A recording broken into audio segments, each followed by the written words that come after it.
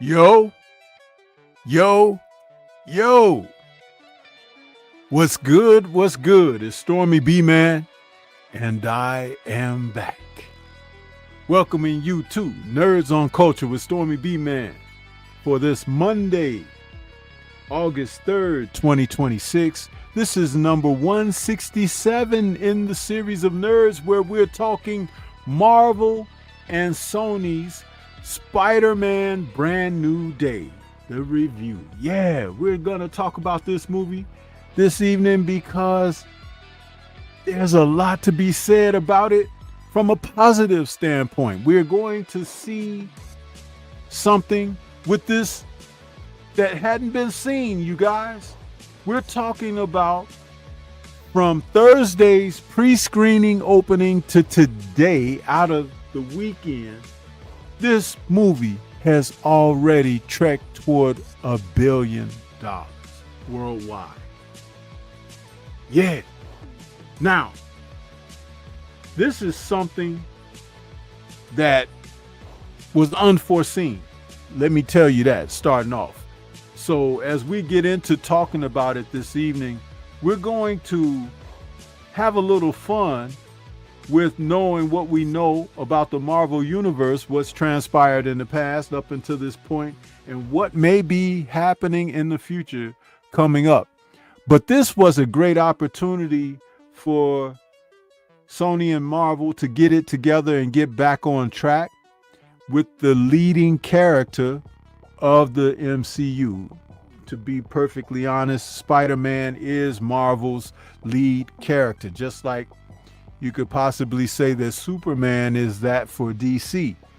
But man, oh man, as we get ready to bring this show to you this evening, and we will be going over to Rumble. So for some of you that are on the YouTube side of things, just know that Rumble will have us, where we do the bulk of the show. But I want to, with no further delay, introduce my partner in crime on the show this evening. We got Drew Titan in the building with us this evening. What's going on, Drew? How you feeling, bro?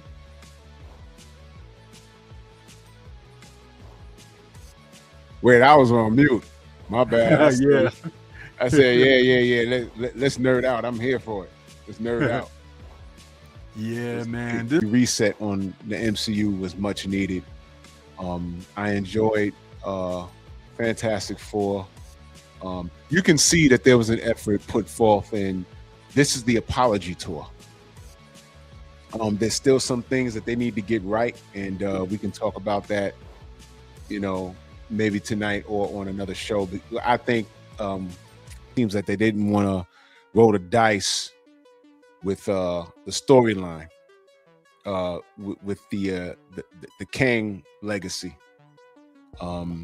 So it's never on our time, it's on God's time. Sometimes God does things and we don't understand it right away.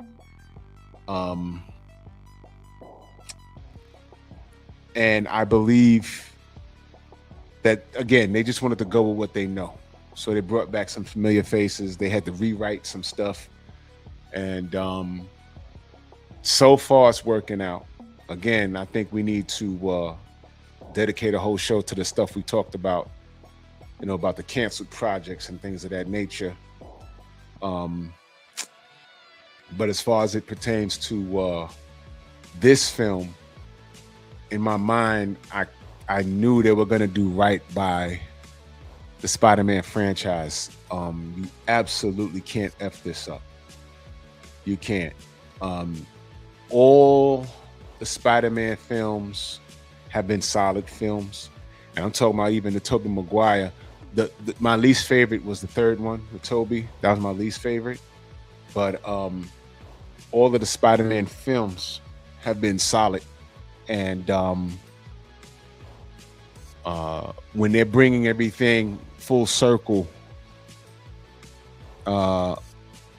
with this one,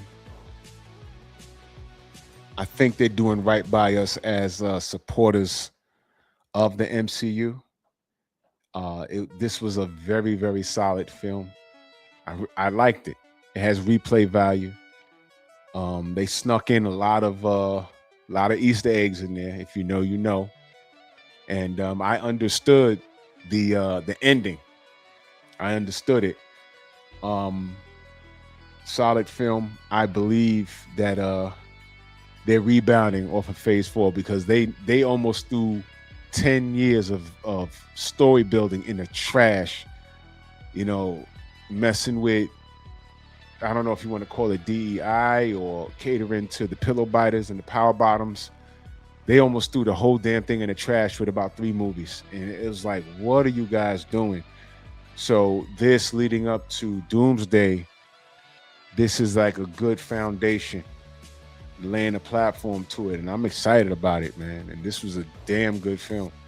This is a damn good film.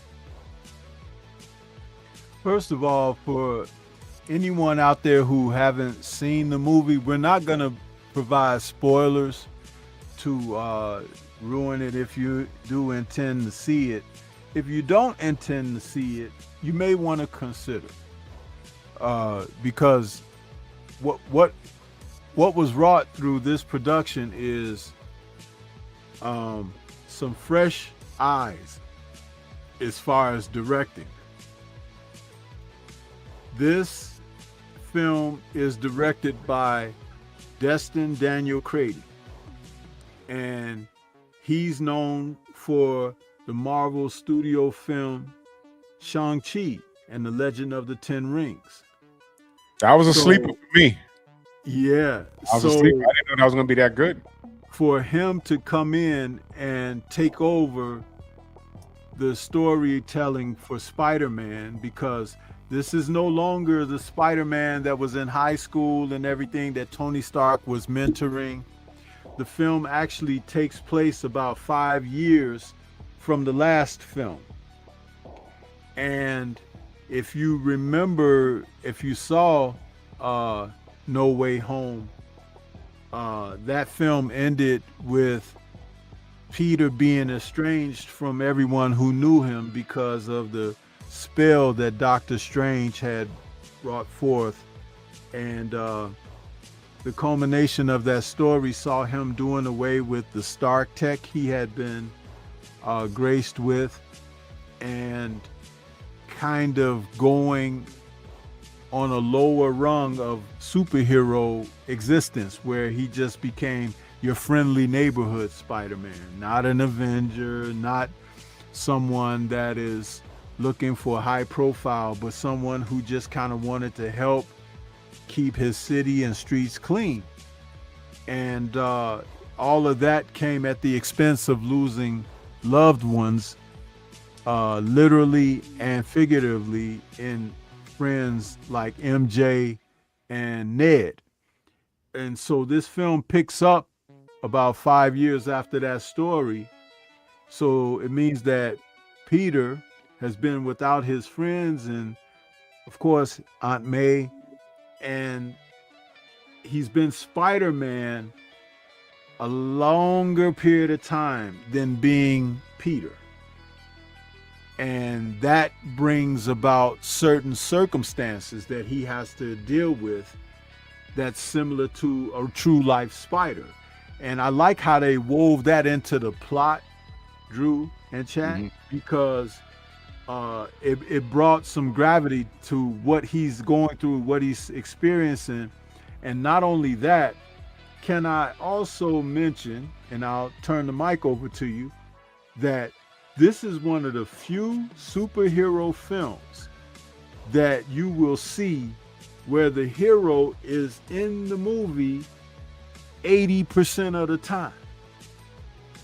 Not the alter ego, not him running around taking the costume off or taking the mask off every 5 minutes or whatever, but Spider-Man's story is being told in this film, and Peter is like the supporting character here. But it's Peter's Spider-Man who is dealing with the issues and everything, because we saw Peter dealing with a lot of issues throughout the other films, especially him trying to come to grips with the loss of Stark and everything. So that played and weighed upon him. But now you got Spider-Man dealing with issues. So I thought that was kind of clever. Your thoughts? The design by that was very clever. And that's one of those things that you have to really be paying close attention to detail. But it was done perfectly. You know, even when there was short dialogue, he had that damn mask on. And that's something that people don't, I mean, almost to the point where I'm in the theater watching it like, that's kind of funny. Yeah. He didn't take the damn thing off. That's kind of funny. Spider-Man, it was like he was more Spider-Man than Peter Parker. Right. He was more Spider-Man than Peter Parker. And, you know, it's again, 5 years passed. He was welcomed by the NYPD. He was a regular helping them. And the irony behind that is being Spider-Man to Peter was a somewhat therapeutic. They didn't specify how many times a week he went out to visit Aunt May's grave, but he was out there frequently on the train.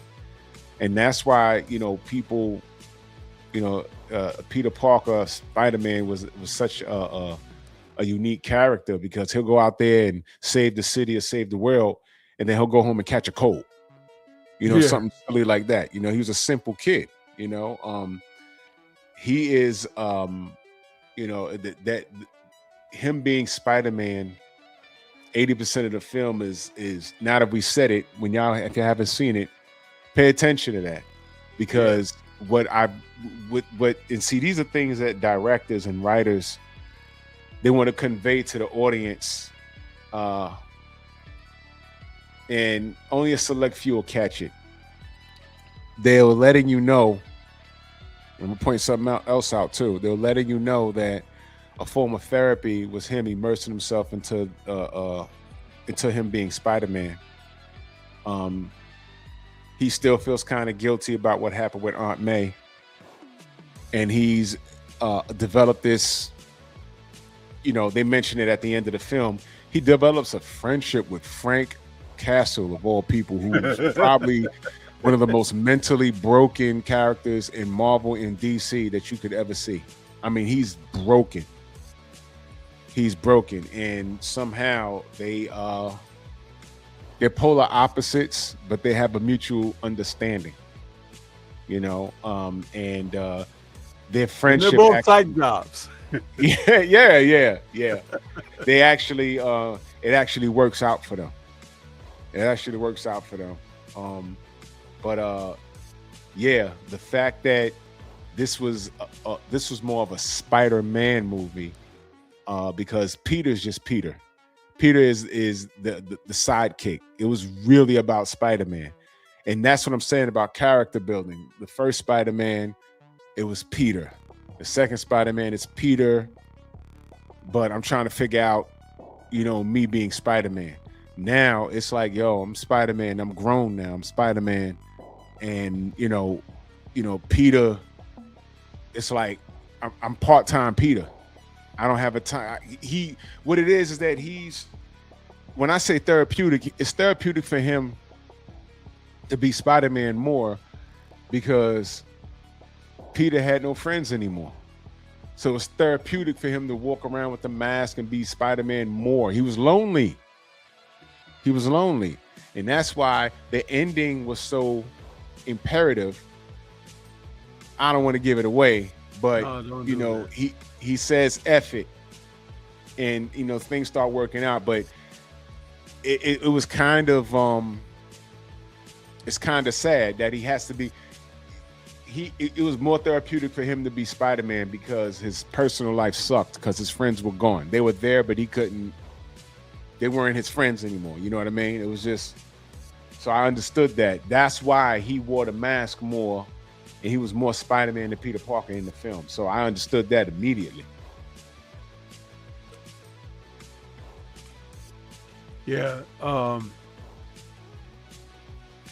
There were montages of he dealing with criminal activity, being heroic, dealing with certain types of villains. And during those montages, which actually continued on throughout the film through action sequences, but during the montages, I noticed something specific.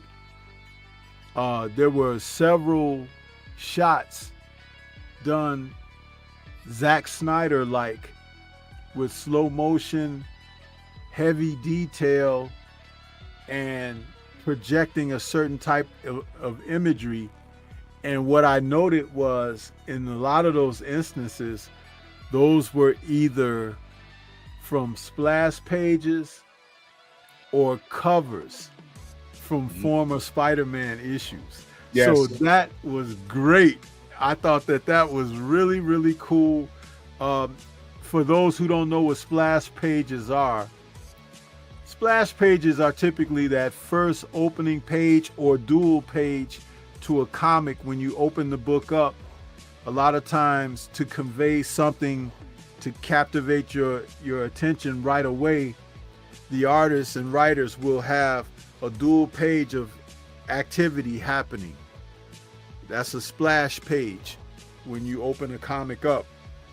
Sometimes there'll be a lot of different things going on within that imagery. You could have a simple main character and villain fighting in the foreground, throwing a punch at each other, but in the background, there's certain debris or some kind of casualties of their battle or whatever taking place. But you look at it, you comb the pages because that's telling a story as you begin that issue. Sometimes the cover of the issue is telling a story. I actually I might still have it. I'll have to look into my archives. But I actually had the issue of Spider-Man, The Amazing Spider-Man. I don't remember the numbered issue. It's easy to look up because it's in this film, where Spider-Man is on the wall, clinging to the wall, and the villain, the tarantula, is doing a flying kick at him. Flying kick, yeah. And the stingers on his feet Right. is breaking the brick wall, and Spider-Man is kind of ducking out of the way of it. Right. And it was a great cover, and I bought it because of the imagery on that cover of that issue. And the tarantula is what they called him.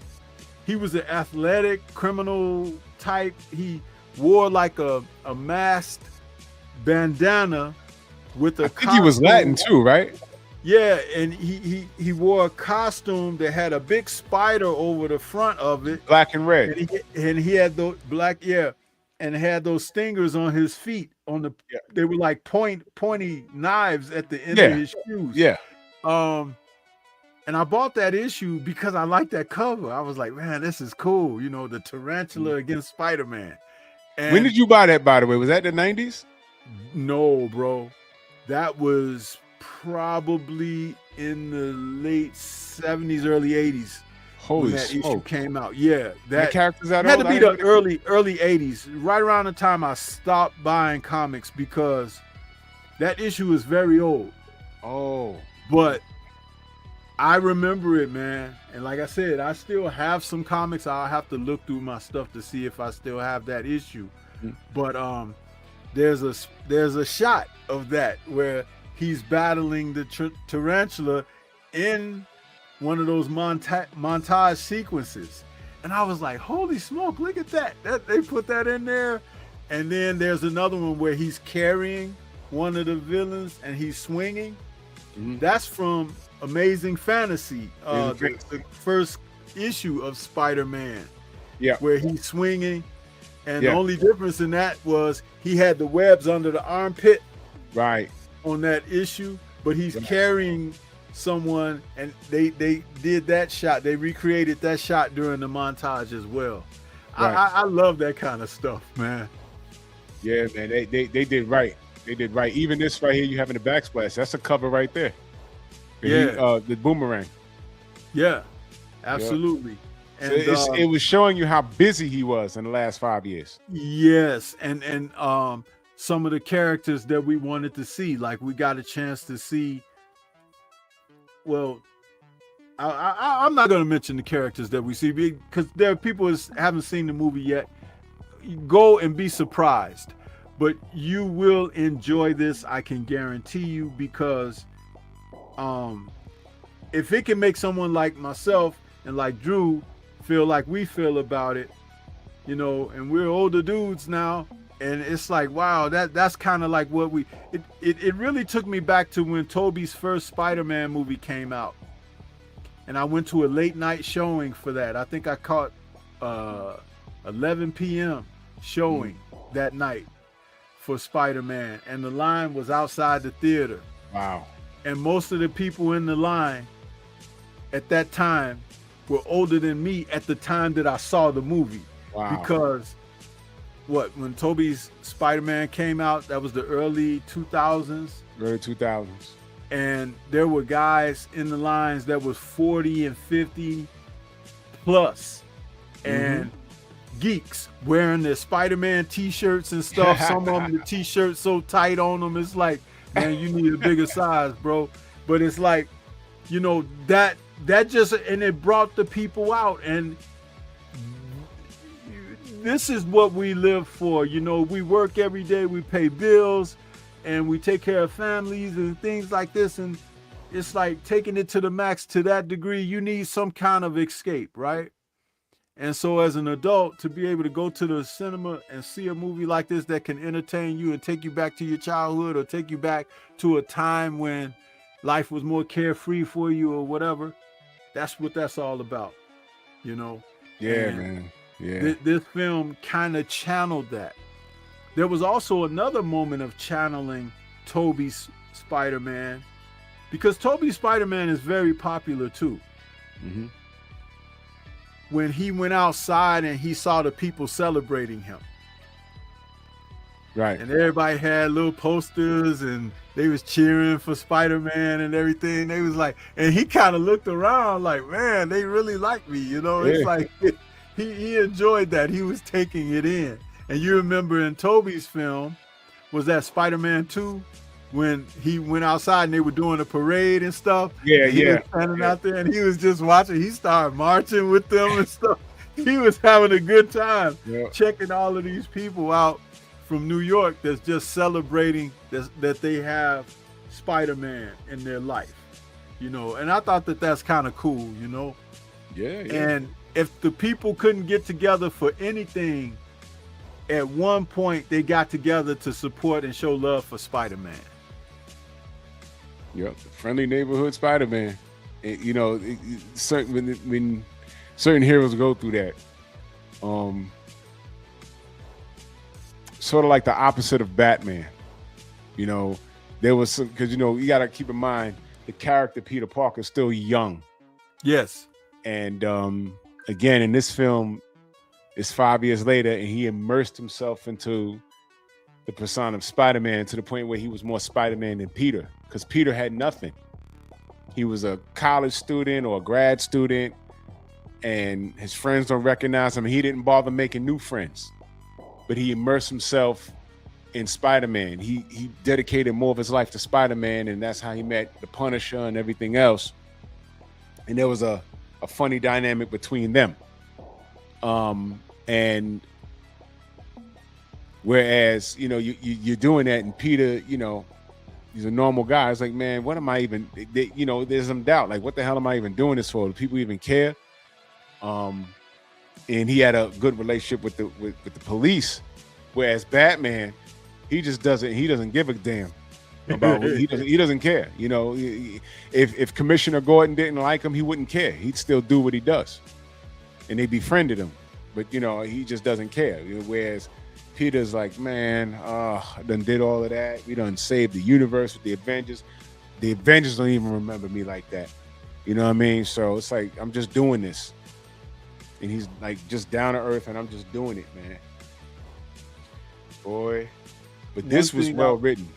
Yeah, I was just about to say, the film is written by Chris McKenna and Eric Summers, and Tom Holland had a lot of input into this film because he wanted to, if he's going to continue to play Spider-Man Peter Parker, he wanted to have some say-so in the character and what he feels that the audiences will feel close and connected to. And so a lot of the treatments that we saw in this film are born of some of the ideas that came directly from Tom Holland, which we really appreciate that too. And now he has even spoken of playing Spider-Man for as long as they'll have him, because they were originally beholding to a couple of more films to just finish out the universe to when they get past Secret Wars. Now, especially with this box office now, it's opening up they're already talking, even this week now, they're going to start planning Spider-Man 5 Damn. because the film is so successful. We're talking worldwide $1 billion already. And it opened, like I said, Thursday night premiere and just played through this weekend. It broke all the records of the trailers for trailers for movies and everything. But this is already past Avengers Endgame. Can you believe that? That's incredible. Yeah. That's incredible, man. That's incredible. I would have never have. And check this out. I knew it'd do good, but I would never.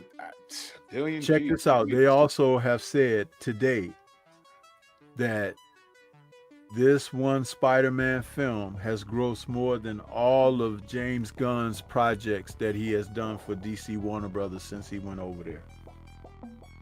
Every film combined. You know, Stormy, we always say a superhero movie of, you know, a well acclimated superhero movie should be pretty easy to do because the story's there already. We just got translated to the still 5 screen. generations worth of source material. This is what I don't understand, why some of these studios decide to go and take up present day social issues and try to put that in there. That doesn't work. You have to go through the times that this character has existed through and take the elements of those stories that were so fond and close to the readers' hearts, because that's what's relatable. Mm-hmm. You cannot change the gender and the ethnicity of characters that are sourced through, we're talking at least 60 years or more. Mm-hmm. You can't do that. Now, the other thing is this speak about superhero fatigue. There's no such thing as superhero fatigue. I was listening to Tyrone Magnus, and salute to that brother. He's had a big channel for a long time, covering a lot of this stuff like what we talk about on our channel. And he said that it's not so much superhero fatigue, it's bad movie fatigue. You know, it's Well like said. if Well said. you're putting out bad movies, people are not gonna go see them. If you put out good movies, people are gonna go see them, and they will go see them repeatedly until they're not in the theaters anymore. Was there a sequel to Eternals? No. See? And Eternals could have been far better than what it was. There were parts of it that I liked, but there were other parts that I hated more than what I liked because of what they were trying to force in there. And it didn't belong. We did not need to see 2 of the major characters involved in a same-sex relationship with an adopted child. We didn't need to see that. We did not need to see that. You know, this whole thing of forcing that, if you want to make movies about characters like that, make them, and make them originally. But don't take the sourced material that has existed. You know, Jack Kirby did the Eternals and all of that. It's like he never thought about that.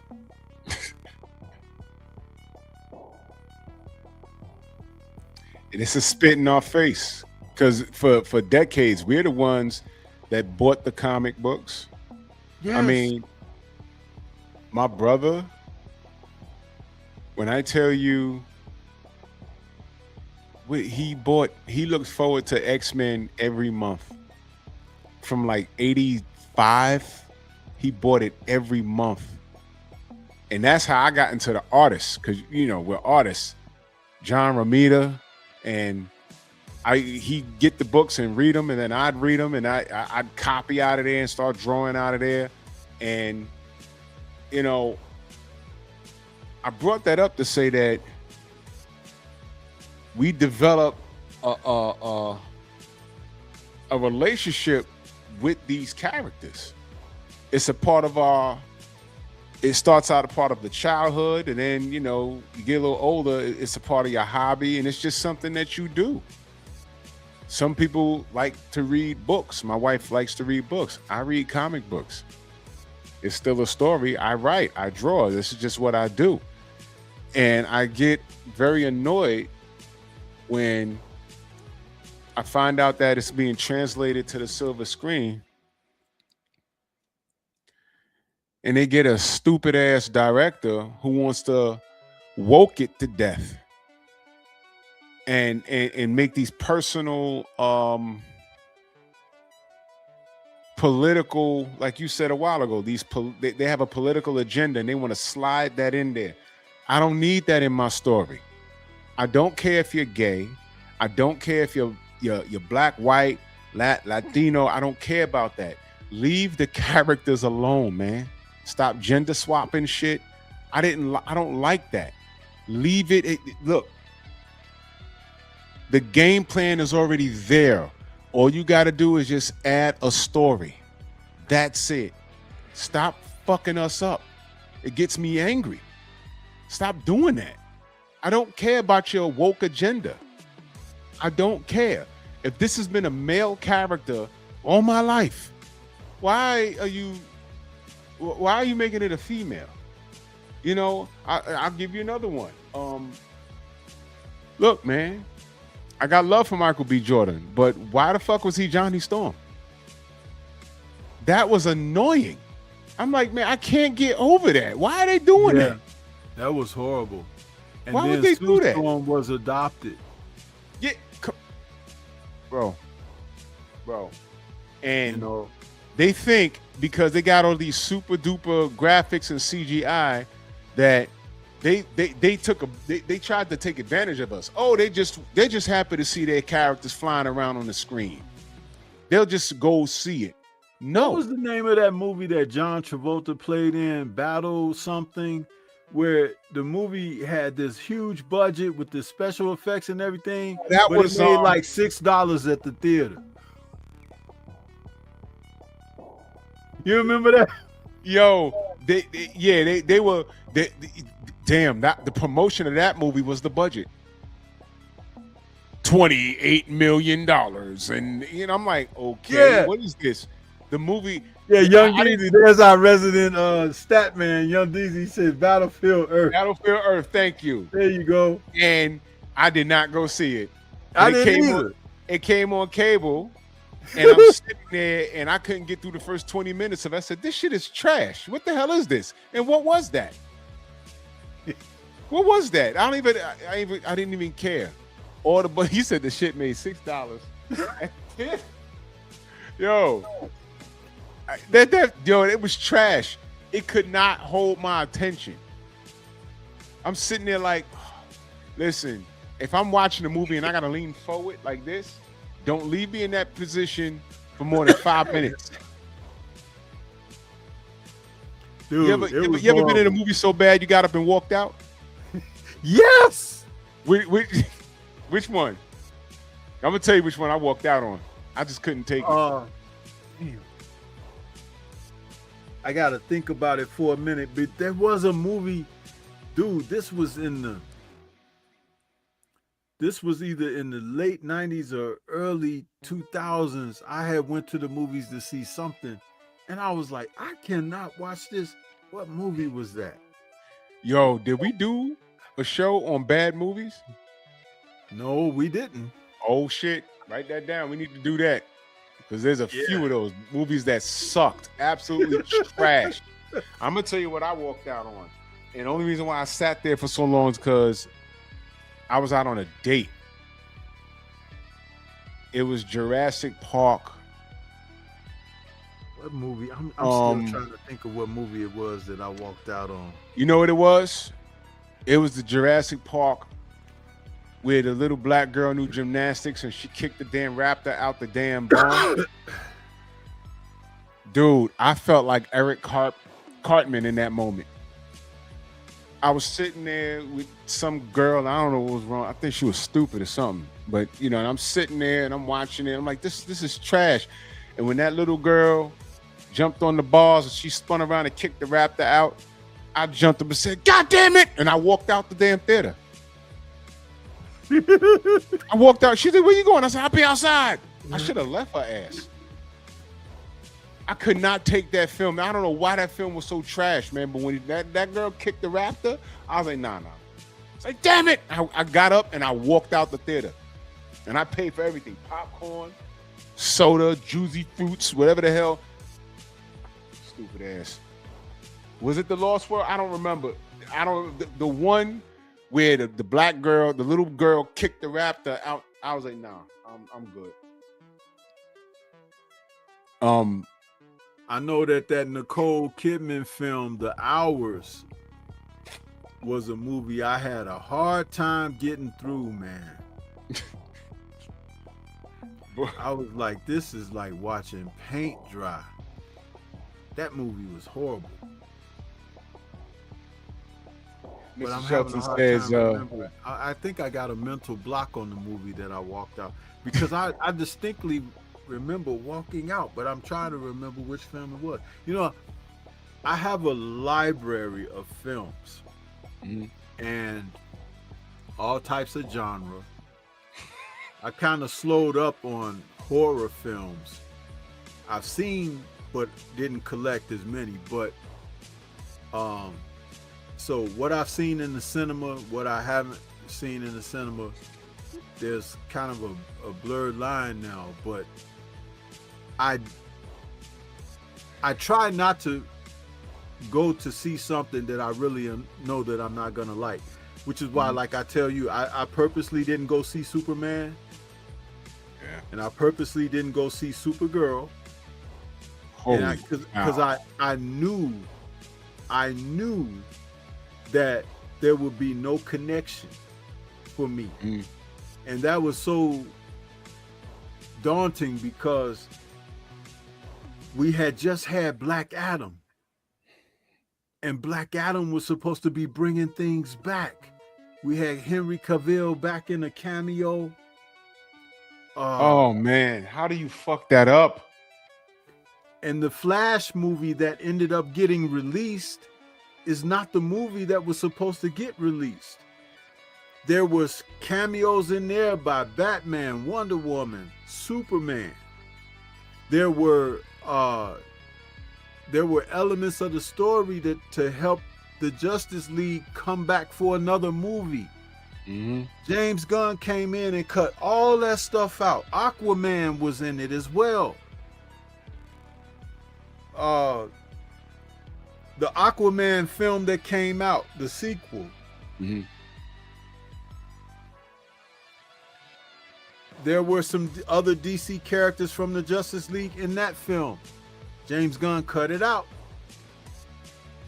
So when the movie made it to the theaters, there were holes in the story because of what was cut.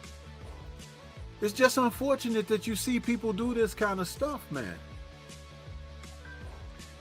Right.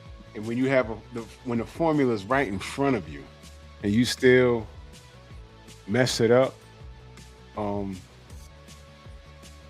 just being disrespectful to the true fan base. Like you said, you went on when you saw the first Spider-Man, the Tobey Maguire one. Everybody on the line was of age. We are the people that put money in your pocket. Don't violate us, because you know what? Y'all tried that, and Marvel Phase 4 almost killed 10 years of work. And that wasn't no mistake. That was us. We treat the movies like voting. Okay?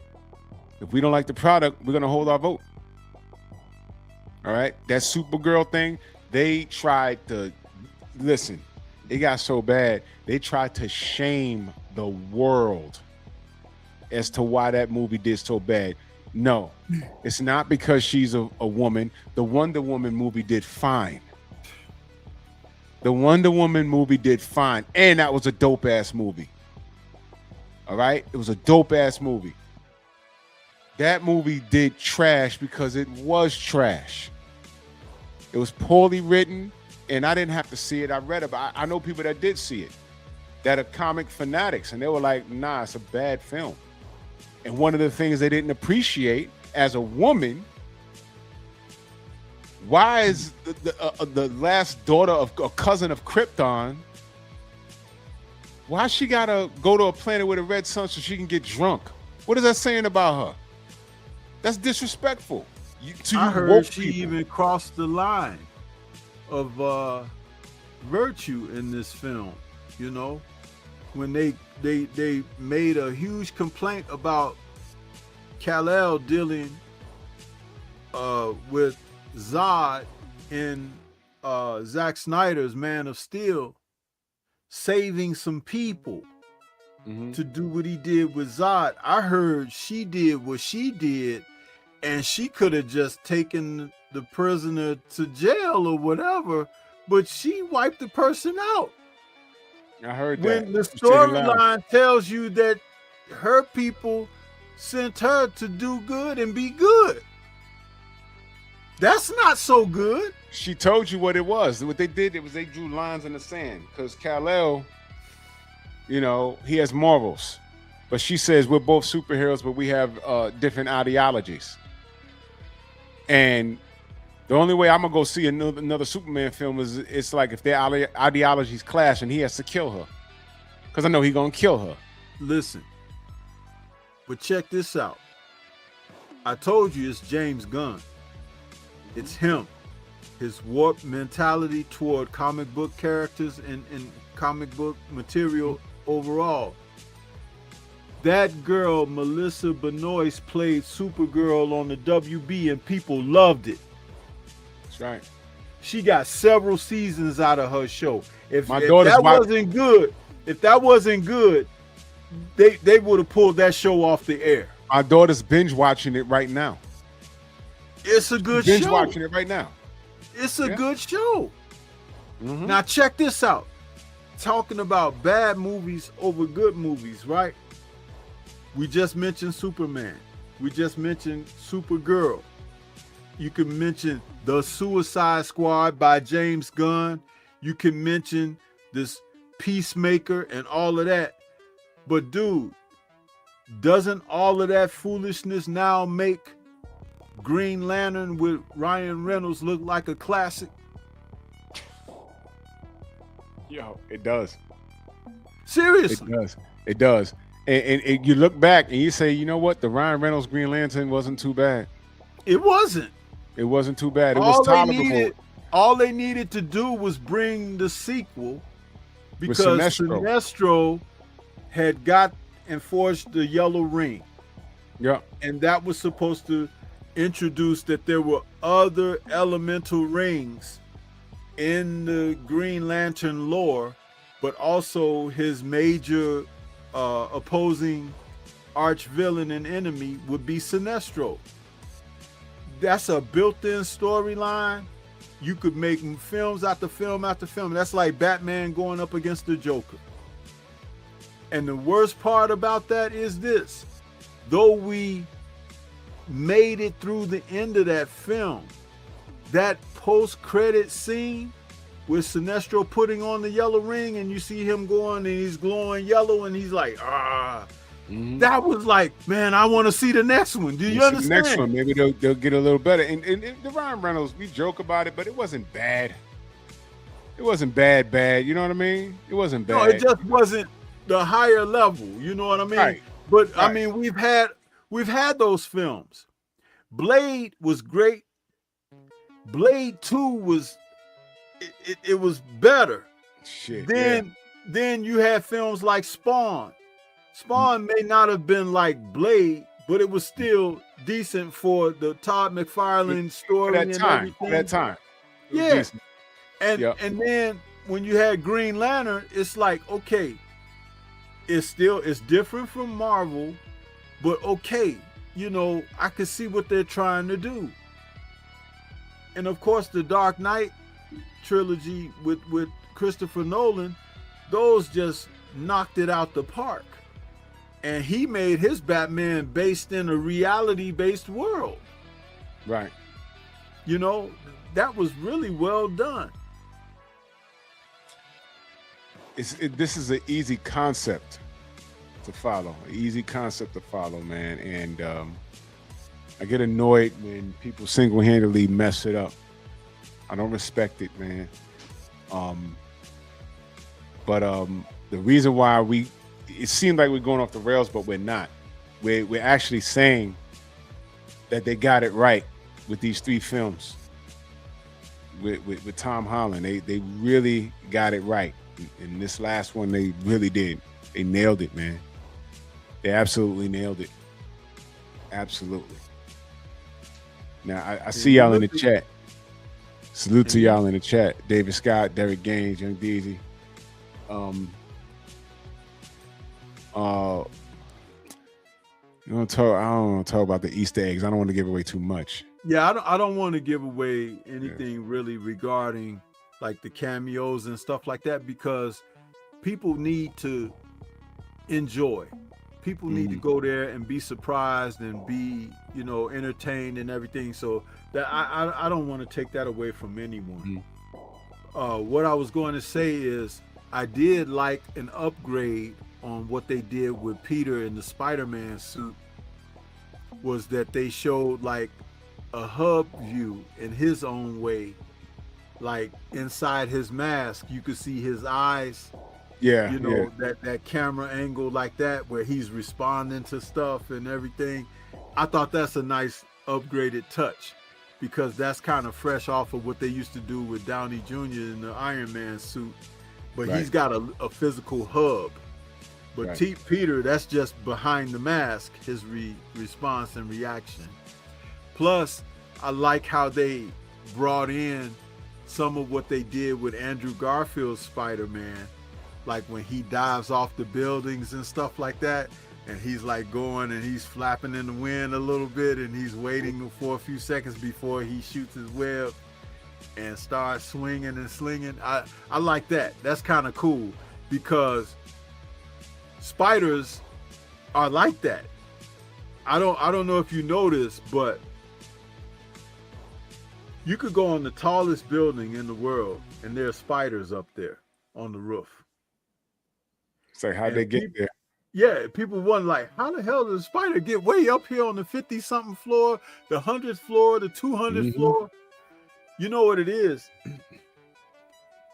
Spiders will allow themselves to go to the edge and let the wind carry them off. Carry them off, yep. And then they'll shoot a web.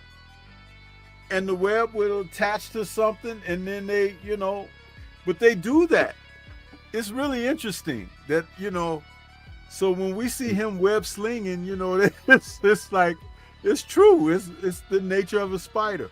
Oh, also, what we can talk about regarding this film, the practical over the digital.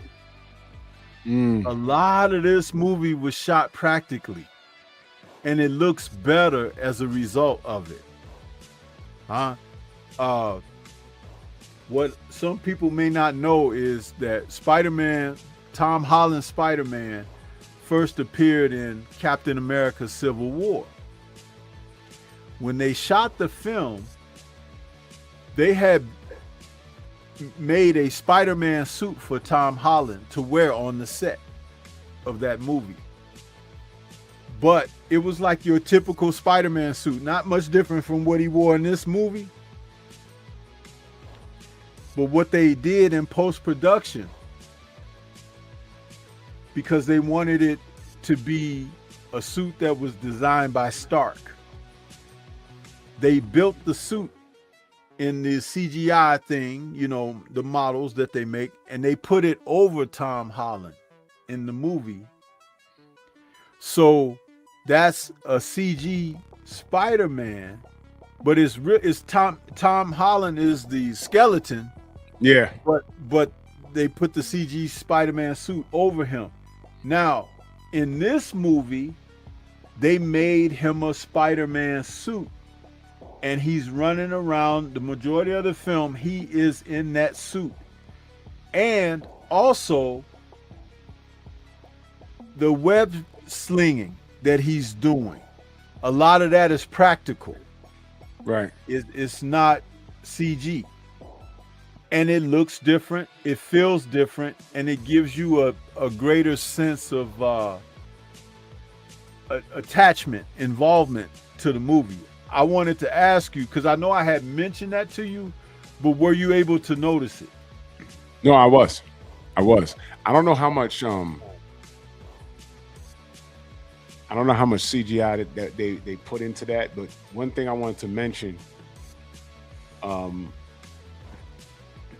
did you see the shape that he got in for this role?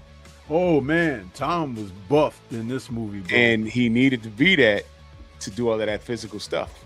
Yep. Even when you saw like the clips that leaked online when he was actually filming it, he's really hanging from the damn rope. That's really him. That's not a stunt man. Right. So you're asking me if I noticed it? Absolutely, I did. Absolutely. Even if it was blue screen, that's really him hanging from these damn ropes, Yeah. doing that stuff, man. He got in phenomenal shape. I was like, oh, look at him. Young man got in shape. Online of him now hitting the pads in the gym. Did you see anything? I didn't see that. Yeah, I saw it earlier today. It just popped up on my feed. But yeah, he's in the gym with the mitts, gloves, and the mitts. That's a good look, man. Yeah, that's a good look, man. He took the role. He was always athletic. He could tumble. He could do flips and stuff. That's a good look. Now when you're playing a character and you have to wear that leotard, if you want to call it that, you got to be in you have to have some kind of physique. You have to have physique. And the scene where he put himself in a cocoon and came down and was hanging, I was like, this kid got in shape for this. So yeah, I don't know how much CGI they use for him swinging around, but a lot of that was him. Like, I know a lot of it is blue screen, but like, him swinging, like there's a harness there because you can't, absolutely. But he's like really holding on. I'm like, yeah, that's as real as it gets. That was pretty damn good. It was pretty damn good. Yeah. And then there's the other aspect of it where to be able to do these things and then have the type of action that they had. Jackie Chan's stunt team was involved in this film. I didn't know that. Yeah. Jackie Chan's stunt team was involved in this. And when you had those characters, the hand and everything that he was fighting, though, and this they didn't bring Hong Kong action to the action scenes. They just brought great action, because one of the things about the Hong Kong stunt teams, they do know how, especially when it comes down to physical confrontation. But because they've spent a lot of time over here in the West now in Hollywood, they learn how to do certain things. They've been able to elevate the action in their films. One of the ways that you can tell how they've gotten better is just watch a couple of Donnie Yen's Hong Kong films and you'll see exactly what I'm talking about. Because Donnie Yen, he has his own stunt team and everything, but a lot of times some of these guys, they work on multiple productions and everything, and you could just see the ideas they come up with and everything. But I liked it, the action in this film. It was very entertaining and engaging. It wasn't like, I don't remember one moment of seeing some action in here where I said to myself, nah. No, I was like, oh, this is cool, seeing different things. Yeah, and the replay value was there. So if y'all haven't seen it, definitely go see it, man. The replay value is there. I'm going to see it again myself. Definitely. This was a great setup for Doomsday. This was the last movie before Doomsday. Yeah. If there is one thing that I could spoil for this movie, Hmm. and I'll see if I could get you on board with this. Uh, let me see here. I'm gonna write it here in the private chat, and you let me know if you think it's okay to touch on this.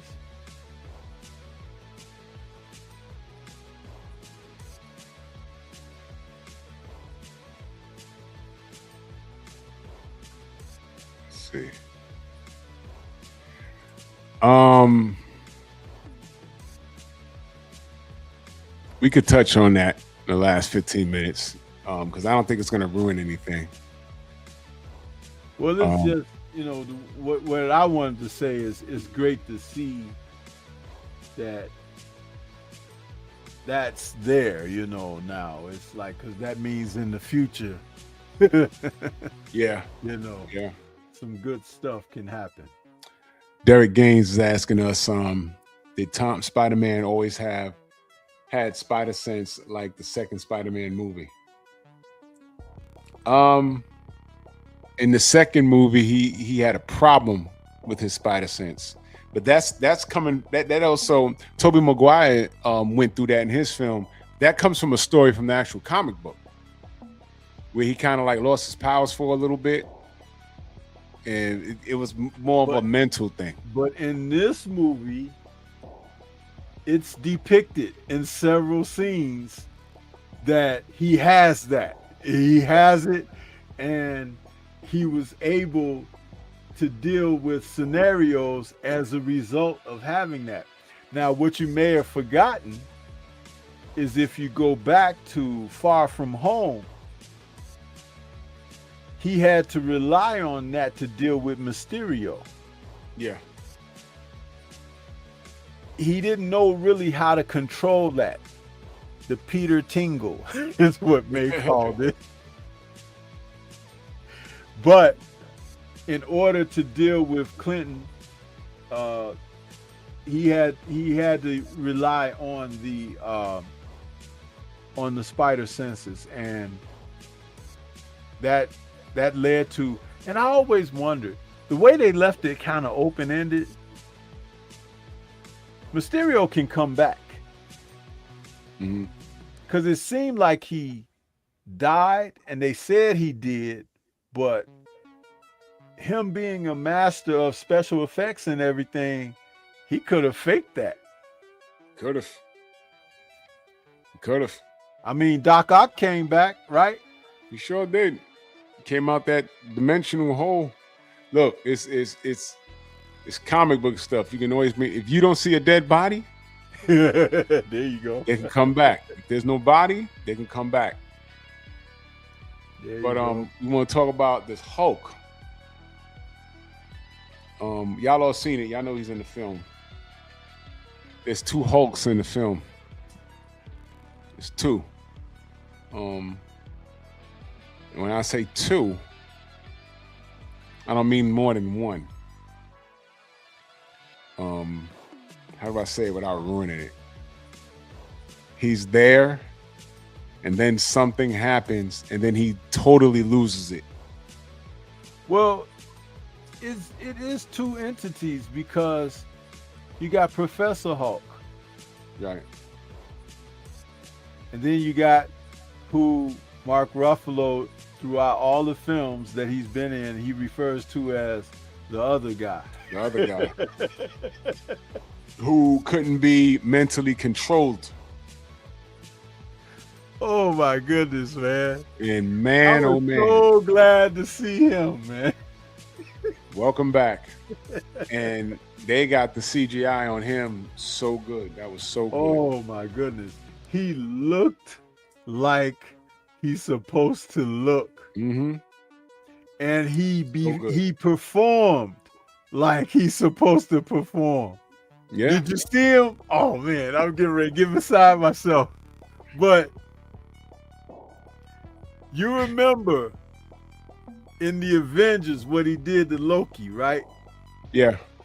Oh. And then you remember in Thor Ragnarok, what he did to Thor, right? And Loki was like, yes, now you know how it feels. Well, He got ready to do Spider-Man. but like the insect he is, he got 2 slams in. But the next thing you know, he looked and he's on his back. Man, I fell out. I said, "Oh, man. He's crawling." But I was like, oh, because when it started happening, I was like, oh. I was like, "Oh, this no. Spider-Man got the hell up out of there." Man, he got up out of there. And Peter Man. said, I didn't know you could get that big. He said, I didn't know you could get that big. Because you got to remember, in Endgame, he saw Professor Hulk. He saw Professor Hulk. He didn't see Hulk.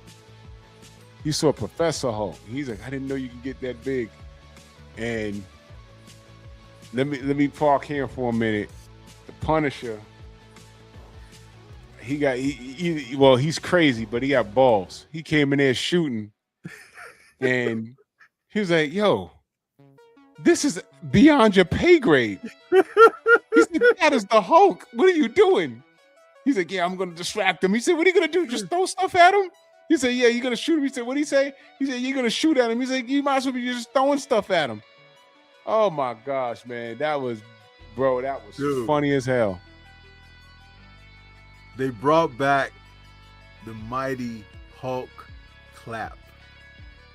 Oh, I love it. When was the first time he used that clap in the comic books that you've seen it? In the comics? When he was fighting against Ross's army? Yep. And they had the tanks and stuff, and they was bombing them and everything. And he just went, boom! But in that old 1966 comic, he did like this. He went, boom! And he opened his hands like that, and the air came out like... Man, the first time I read it in the comic was when he was fighting the Fantastic Four, and Johnny flew down to get him. He clapped, and the wind blew the damn flames out. Fire off. I was like, "Oh snap! That's funny as hell." My goodness, man. But that's the Hulk, man. That's the Hulk. And he has to get another movie, a standalone movie. He absolutely has to. Because people are still salty that he didn't get his get back. Person now. He looks like a real person. Yeah. The special effects have gotten to be so good. Look, man, people are very salty that he didn't get his get back from Thanos. Yeah. They're salty about that. So now that we've seen Savage Hulk can come back, y'all got to do something with this Doomsday thing. Don't do him dirty like that, man. Don't do him dirty like that. Don't do it. Yeah. Now, you had said that toward the end of the show, you wanted to speak on something regarding the end of the movie. Oh, the end of the film, there's a post-credit scene. And when we was leaving, there was people was like, what the hell was that? You know, it's funny, you know, you could look at people and say, okay, you're not a nerd like me, so you don't know as much as me. But I understood it because Ned has a Spider-Man app. And the first thing you saw was, I'm just going to give away a little bit. Spider-Man disappeared. It was like, we don't know who he is. We don't know who he is in the app. But then he reappeared somewhere off Earth in space somewhere. I think that's not Tom Holland Spider-Man. I think that's Toby. Because now we're going to have a lot of incursions. So he's off-world. Or it could be like a little bit of a jump ahead. Tom might be already on Battle World, where they're going to have Secret Wars. So if he's off world after that Spider-Man film, he might pop up in Secret Wars. My only hope when we do Secret Wars, the original one in the 80s, and my brother has a comic book on the cover. You see Hulk holding up a whole mountain, and all the Marvel heroes, the good guys, are underneath him. And I remember the cover says, "There's like 6 million tons on the Hulk's back, and he's pissed." That's what it says. In that comic, Doctor Doom dropped a whole mountain on them, and Hulk is the reason why they survived. And the only reason why, I ain't gonna tell y'all how they got out, but if they can reenact that moment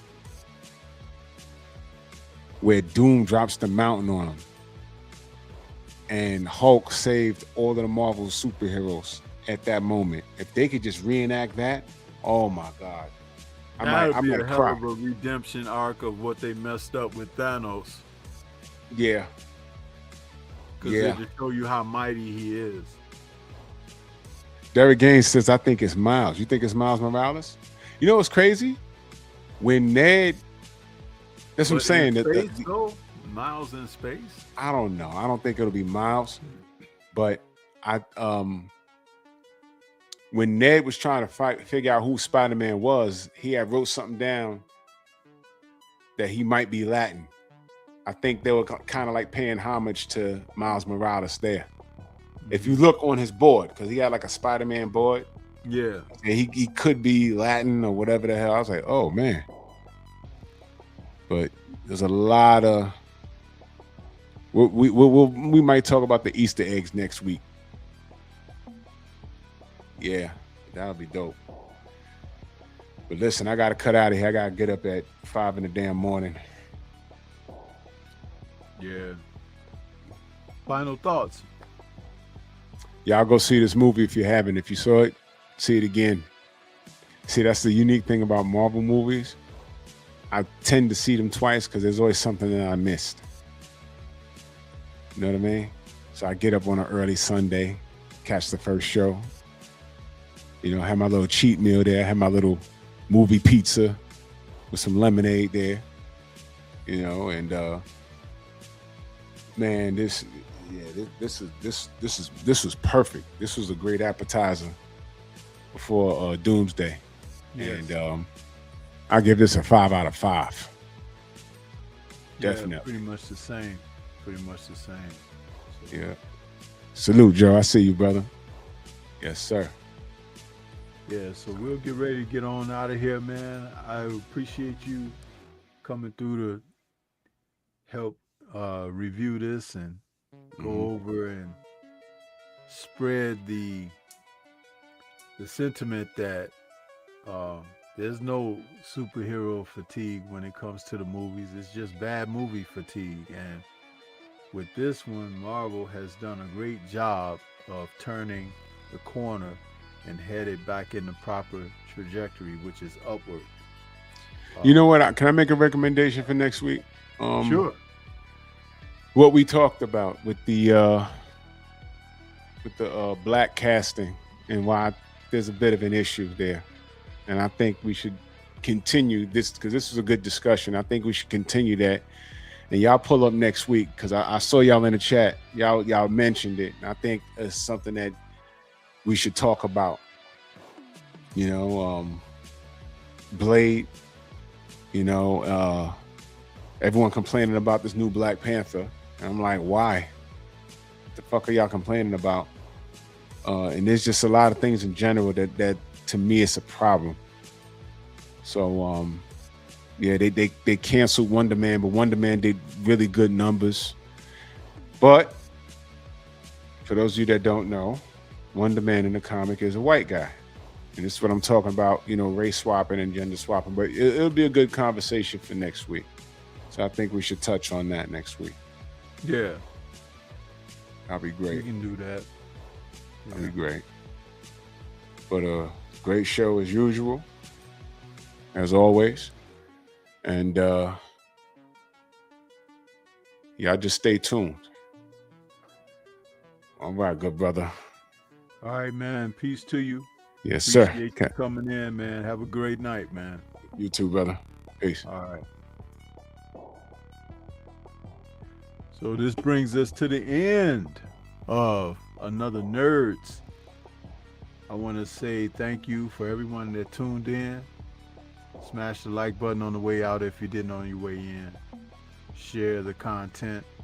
Spider-Man Brand New Day just opened last Friday in the theaters, and it is worth checking out, man.